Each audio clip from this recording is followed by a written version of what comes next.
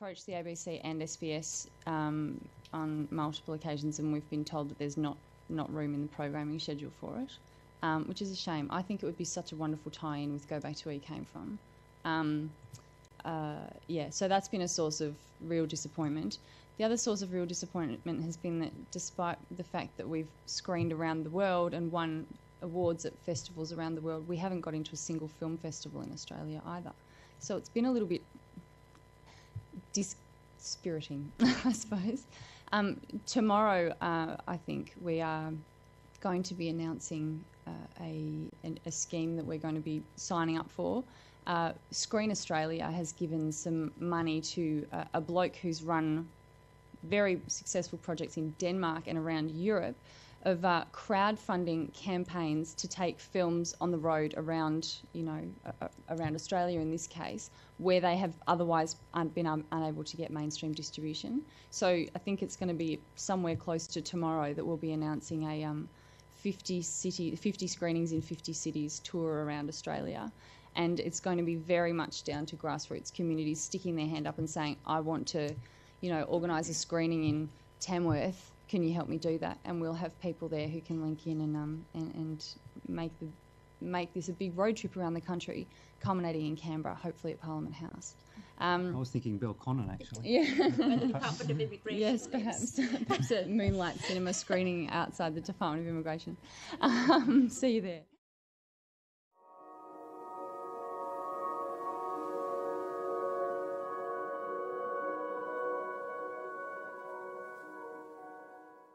When I wrote my report, Rick Toll, the regional head of the UNHCR, came up and took a few issues with it and a few issues with the assertions that are made in it. One in particular about the amount of time which was given to asylum seekers in each interview. We bumped into someone, a UNHCR worker in a prison, and did some mathematical equations based on the numbers of people that she told us that she saw every day, and figured out that people, taking into account interpreting time, people were being given about 12 minutes to give their entire asylum claim. I put that in my report, and frankly, I've had no indication that changes my mind about that. However, Rick Toll took me to task on it very stridently, and in the interests of keeping the peace, I removed it from my report. He didn't take any other issue with any other aspect, though, so I consider that to be procedural fairness afforded.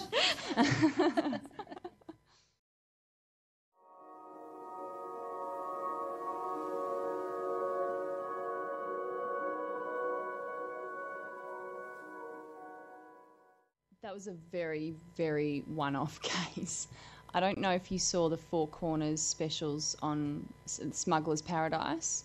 He was the bloke with the camera strapped to him, who was sent in by the ABC to used as bait, really, for the smugglers for those two Four Corners programs in August last year and then earlier this year, with those immortal scenes of Captain Emad running away from Sarah Ferguson on a shopping trolley buggy.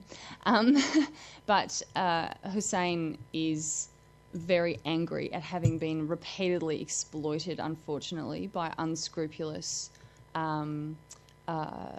people. He's furious at the smugglers. He would do anything in his power to bring them down.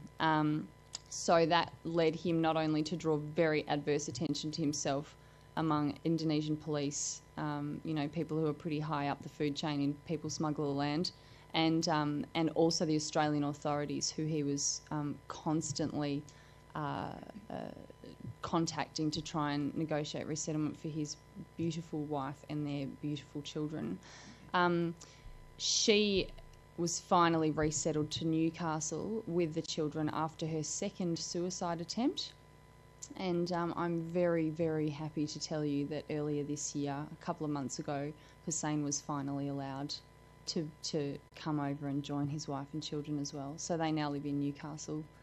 And yes, that is a little bit of justice done.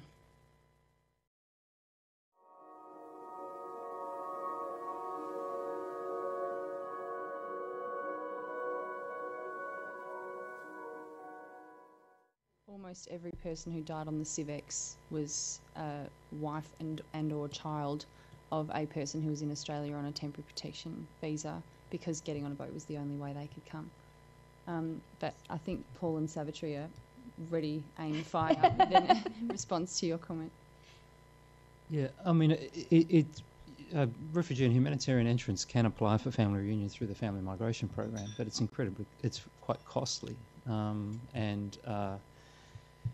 But I mean, what we're seeing is an increasing number of, in the last few years, of refugee and humanitarian entrants. It appears that we can't get the exact statistics from DIAC on this, but because they don't necessarily keep them. Yeah, it appears as though there's an increasing number of refugee and humanitarian entrants who are trying to use the family migration process to reunite family. And of course, one of the expert panel recommendations, which the government, I mean, the Prime Minister said they'd adopt them all, but we actually haven't heard the detail on this, or actually haven't had confirmation that this specific recommendation is definitely going to be implemented. But it was for the creation of 4,000 additional family migration places for humanitarian, set aside for humanitarian entrants. And really, that, I mean, I suppose the Refugee Council's partly to blame for that recommendation, because what we've been saying from the to government, from the consultations that we've had with refugee communities, that refugee communities will do almost anything that they can to get family here, and the community members are, in many cases, are remitting significant amounts of money to relatives who are in dire circumstances in countries of asylum, so they're actually prepared to invest, if they have any means to do so, in paying for the application fees and the costs of bringing people to Australia, and even supporting them if that's what is necessary. Of course, we're also arguing that there need to be significant concessions for humanitarian entrants who do that. So I think, I mean, I should also point out the expert panel recommendations about family reunion. Took away. Well, assuming that it's going to be implemented, and there's no reason to believe it won't be. Would take away the right of asylum seekers who arrive by boat without a visa to apply for family reunion under the special humanitarian program, but to actually provide an opportunity for people to use this family migration process. And clearly, the reason that was done was to avoid the situation of the CIVEX, where arriving by boat became the only way in which families could be reunited. So we'd have to say that of the recommendations, we actually found those family migration ones the hardest to respond to, because it was a real mixed bag, So in a sense, what we've got now is a refugee and humanitarian program of 20,000 places, with the possibility of 4,000 additional places per year in the family migration program for refugee and humanitarian entrants. I mean, I suppose what we'll have to see is what the impact over a few years, and assumes that current government and future governments will maintain a program of 20,000.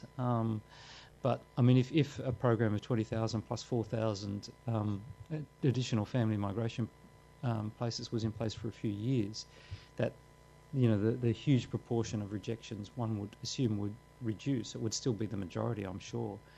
But I mean, the Department of Immigration has been tying itself in knots in recent years to come up with, very fine distinctions between desperately needy applications, to work out, how do you make 30,000 fit into 4,500 or 2,500, or last year, 600 or 700 SHP applications. It's impossible, but they've been doing intellectual calisthenics to try to pretend that there is some process. But when you talk to the people who are either the policy makers or the decision makers, they have to admit that they're rejecting many people who fit the criteria perfectly. It's just that the places are restricted.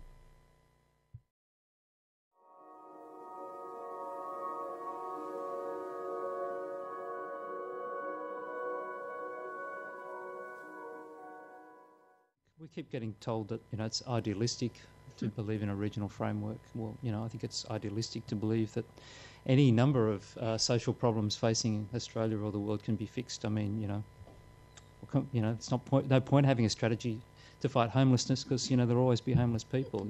Or we really can't do anything about Aboriginal disadvantage. Don't bother with cancer research. Yeah, there is not going to be you know, we're in the foreseeable future, we're not going to see Asia-Pacific region without refugee protection challenges, but we can certainly improve the situation substantially. And I think, you know, if you look at the, you know, well, I mean, there were many faults with it, but you know, the comprehensive plan of action, you know, for Southeast Asian refugees between 1975 and 1995, all the different versions of it, resettled about 2.3 million refugees over 2 decades, and also found durable solutions. I'm not sure how durable all of the solutions were for everybody, but certainly dealt with the needs of more than 3.5 million refugees over 2 decades. That was through international cooperation.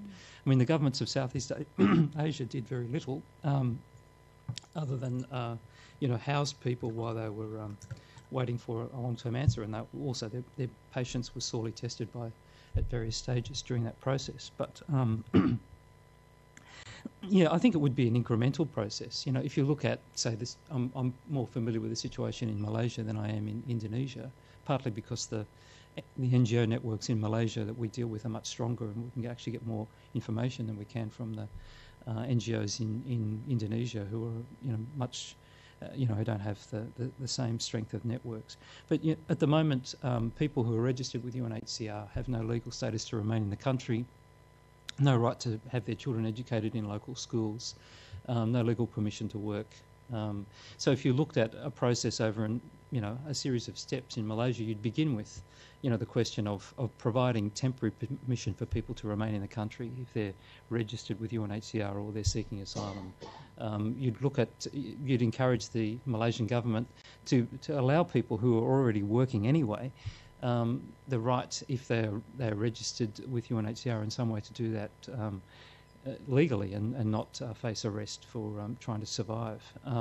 You'd you know, open up discussions about how Malaysia might be able to provide better education options for children, you know, possibly with some level of international support if they're interested.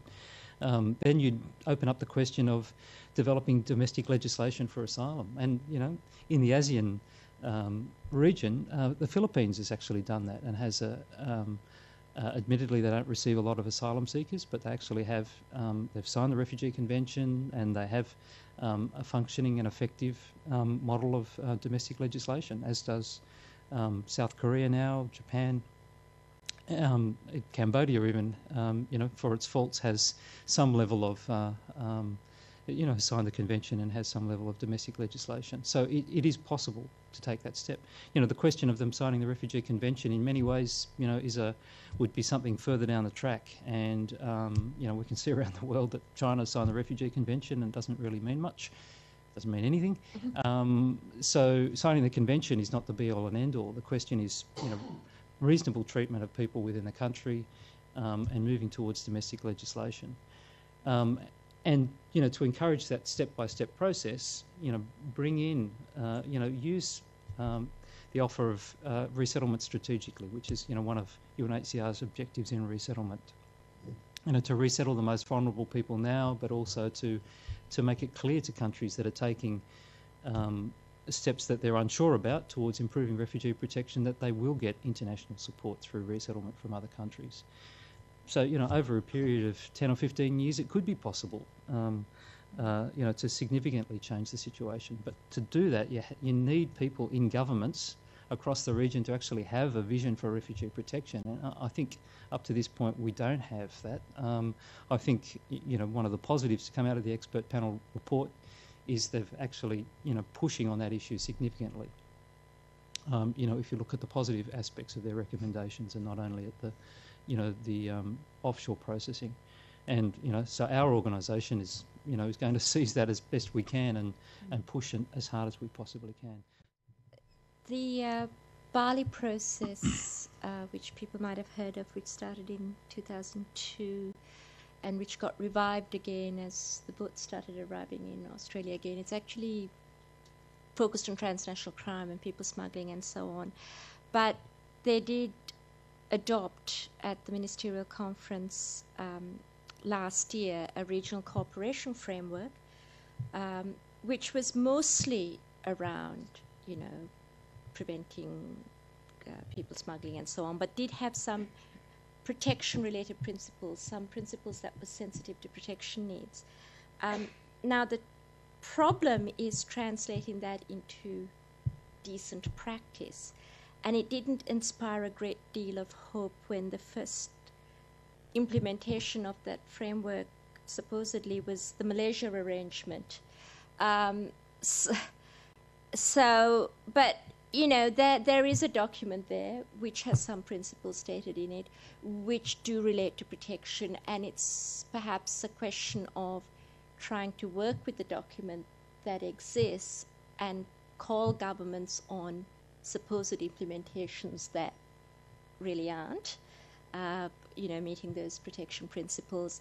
And also they've set up a regional support office in Bangkok, which seems to be mostly funded by Australia, which could do projects that were directed at considering how to expand protection capacity in the region and so on. But in fact, its foundation projects are all about how to stop people from moving.